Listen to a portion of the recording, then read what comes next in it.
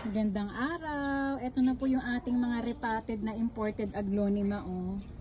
Ayan. This time naman, gusto ko silang ipakilala sa inyo isa-isa.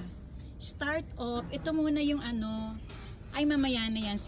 For sure, alam nyo na kung sino to. Kasi nahalo to si local, nag-iisa lang. Si Doña Carmen. Ayan, lalaki ng mga dahon niya, oh. Tapos ito, one of the top rare pa rin, si Shakuntala. Ayan. Tapos ito po si yellow carrot.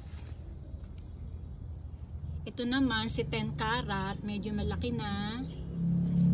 Ito ang ganda ng dahon, tingnan niyo po. Ang ganda ng dating niya, ang lamig-lamig, 'di ba? Siya si Tiger. Ito naman si Golden Hybrid. Ganda rin sa mata. Ito yung Cream of Julia. Si White Anyamani. Ito naman si Special Mahaseti. Yan, ganda oh. Diba? Ito naman po si Golden Prakaypet. Ayan. Tapos katabi niya ay si Orange Siam Aurora. Si Indiana Queen. Ito ay si, balikan ko, medyo na mental block ako kung sino to. Si Orange Sombat. Ayan. Si Red Anyamani. Ito si Tricolor Legacy. Ito naman si Mahana Sombat. Ay, alam ko na kung sino to. Ito si Hybrid Green.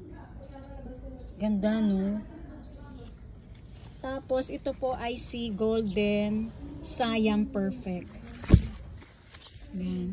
Kung meron tayong Golden Siam Perfect, meron din tayong Black Siam Perfect.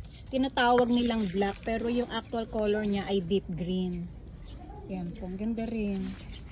Ito pa si Orange Siam Aurora. Tapos ito si Pastel. Medyo matigas yung dahon nito. Yan. Ganda ng setting niya. Ito si Susan, medyo malungkot pa yung mga dahon niya. Si Susan Swan. Yan.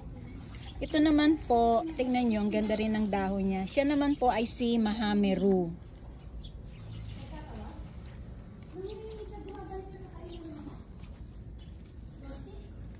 Sino nga to? Si Harlequin ba to? Tama. And then meron tayong Pink Kamkun or New Pink Kamkun. And finally, si Rainbow. Naipakilala ko ba si Super White? Ayan. So, ayan po. Pinapa-stable natin yung ating mga halaman. Ngayon, mga after a week, saka lang po natin siya i-release. Hindi muna natin ino-offer sa market. Ganito po ang gawa ko. Pinapa-stable ko muna. Once na nakuha ko na yung halaman, hindi agad nire-release kasi baka mamaya po, alam mo yun, maabutan sa client, may malanta or malungkot, alam mo na, hindi natin masabi yung tamang word. Bawal. So, ayan. Sayang din naman yung mga ibabayad po ng ating mga kliyente. Diba? Yan po. Ngayon kung meron po silang gusto, pwede po kayong mag-order. Kung gusto po nilang mag-avail, mag-message lang po sila sa The Late Bloomer. And by the way, ang delivery po natin ay via Lalamove. Hindi po tayo nagpapadeliver sa mga tawid dagat. Hindi pa po natin kaya.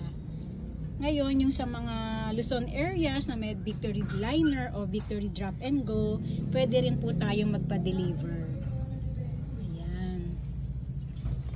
Gaganda, ano po? Actually, marami pa rin tayong ibang klase dito. Ito mga talagang stable na yung mga yan. O siya, hanggang dito na lamang po ang aking pagbabahagi muna. Maraming salamat po sa patuloy na sumusubaybay sa The Late Bloomer. Hanggang sa muli, magandang araw, happy planting!